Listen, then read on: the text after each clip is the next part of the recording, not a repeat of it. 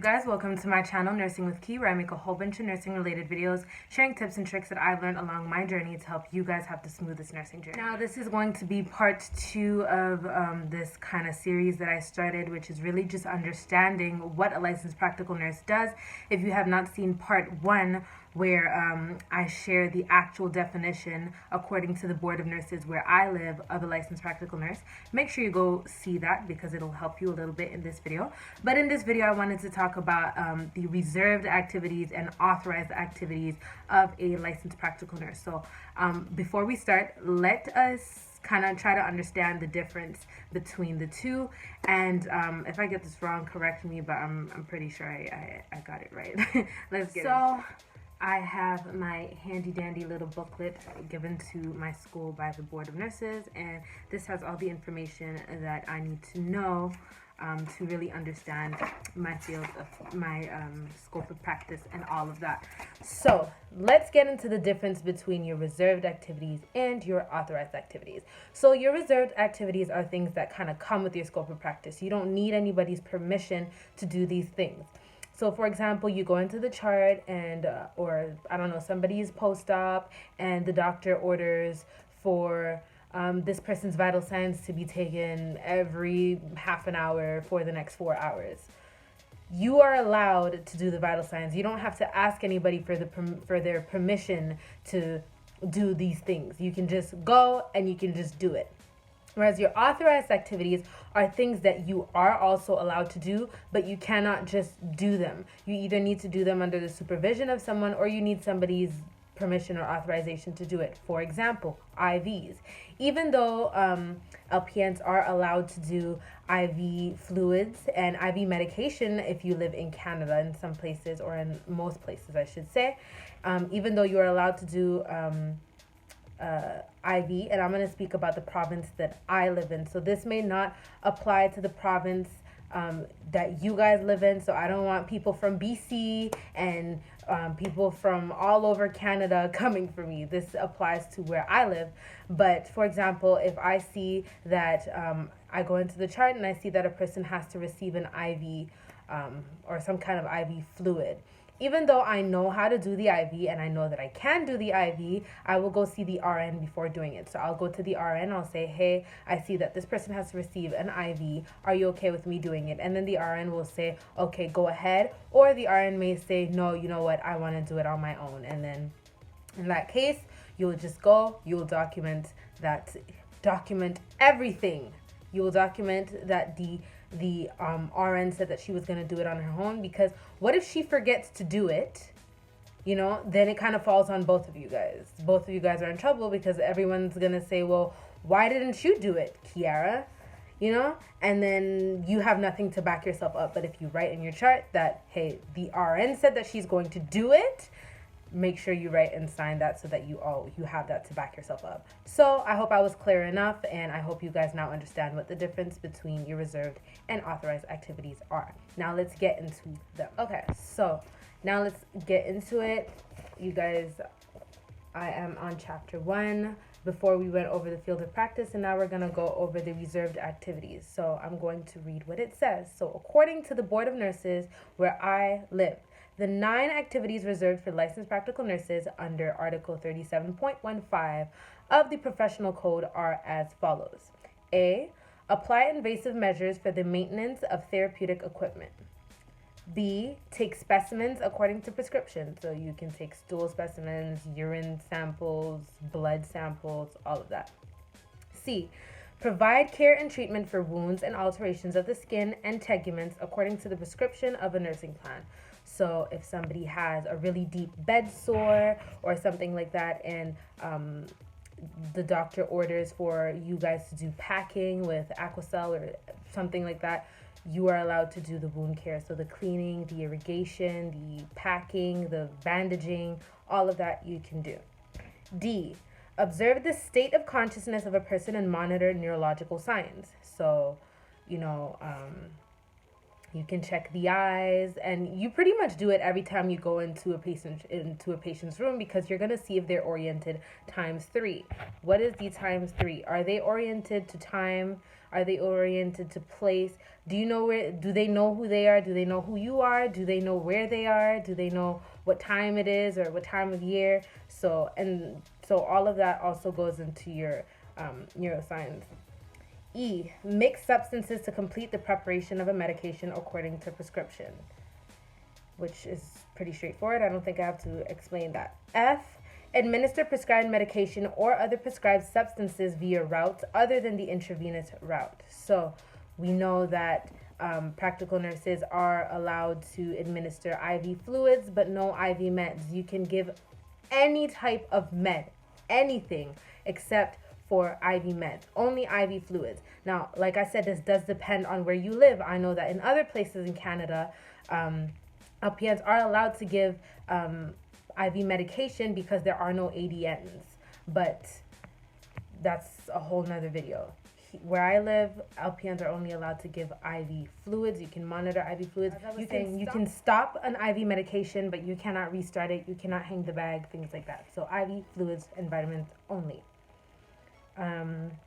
So for those of you guys who really want the details, you can give injections, subcutaneous or intramuscular injections. You can give oral medications. You can give patches. You can give, like I said, every single medication except for IV, depending on where you live. So G is to participate in vaccination operations under the Public Health Act. So flu season, it is flu season. Everybody's getting their flu shot. You are allowed to participate in vaccinations. Not only flu season, if, for example, H1N1 was to come back, you could do all vaccinations. Like I said, you can do intramuscular and subcutaneous injections. H is to introduce an instrument or a finger according to prescription beyond the nasal vestibule, labia majora, urinary meatus, or anal margin, or into an artificial opening of the human body. So, for example, rectal touch, right? Insert a finger if somebody has not had any bowel movement for a really long time and you want to give an enema, or you have to do a rectal touch as ordered. You would take one finger, put it up the anal route, touch to see if there's any fecal matter. Kind of disgusting, but is what it is. I, introduce an instrument according to prescription into a peripheral vein in order to take a specimen, provided a training certificate has been issued to the member by the order pursuant to regulation, So, for example, blood draw, phlebotomy, right? You're inserting a needle into the vein to receive blood. So that is an instrument that you're introducing into the vein. I don't think that you have to do the whole training thing anymore. It depends on where you work. Some places will want you to do a training for phlebotomy, but most places won't. It comes in your reserved act. So once you pass it in school, once you pass cardiology, the cardio system in school, you should be fine to do blood draws wherever you go without anybody's permission. You can just now let's go into your authorized act. Remember, I said authorized acts are the things that you are allowed to do, but you just need somebody's permission to do them. So you would advise the RN before doing it. You wouldn't just go into a room and do it on your own. So here it says activities authorized under the regulation respecting certain professional activities which may be engaged by the LPN. So it says, under certain conditions described by the regulation respecting certain professional activities which may be engaged by the LPN, LPNs may provide maintenance of a tracheotomy connected to a ventilator and may assist with the administration of IV therapy. So let's go into the maintenance and care of tracheotomy connected with a ventilator. That's the part. So what can you do when it comes to trachs? So, licensed practical nurses may perform the following professional activities. 1. Provide maintenance of care of a tracheotomy connected to a ventilator when the perimeters of the ventilator are regulated. So, I'm not really going to go into all of that for those of you who are new to nursing, because you're not going to understand. You're kind of just going to have to see it when you do your respiratory system. So, we're not going to go too deep into that. 2. Open a device incorporated into a ventilation circuit in order to administer a metered dose inhaler. 3, ventilate using a manual self-inflating resuscitator, whether connected to the oxygen source or not. Wow, I can't talk anymore. Whether connected to the oxygen source or not. And 4, reinstall the tracheal cannula in case of decannulation in emergency situations and in the absence of an authorized professional available to perform an immediate intervention. So that is what you are allowed to do when it comes to trach care. Now, let's go into the assistance with the administration of intravenous therapy, because everybody wants to know, like, what is this IV thing that separates RNs from LPNs? So let's get into that and really understand what all of that is. So I'm at the last part here. Assistance with the administration of intravenous therapy, section 4. It says licensed practical nurses may perform the following professional activities. Install a short peripheral intravenous catheter measuring less than 7.5 centimeters. 2, administer an intravenous solution without additives using a short peripheral intravenous catheter measuring less than 7.5 centimeters. So like I said, IV fluids, no IV meds.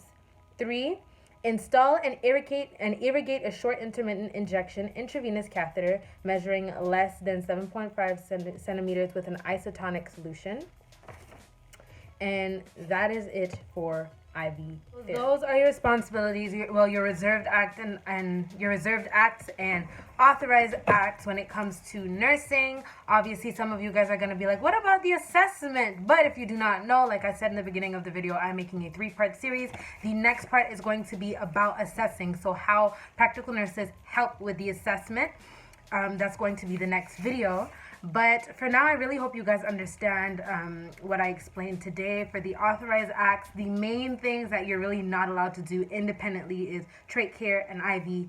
Those are the biggest things. So you always have to make sure that you let somebody know, that you let the RN know if you're about to do those types of care. But for everything else, injections, oxygen therapy, oh my God, blood draws, anything, honestly, almost anything you can do by yourself without anybody's permission.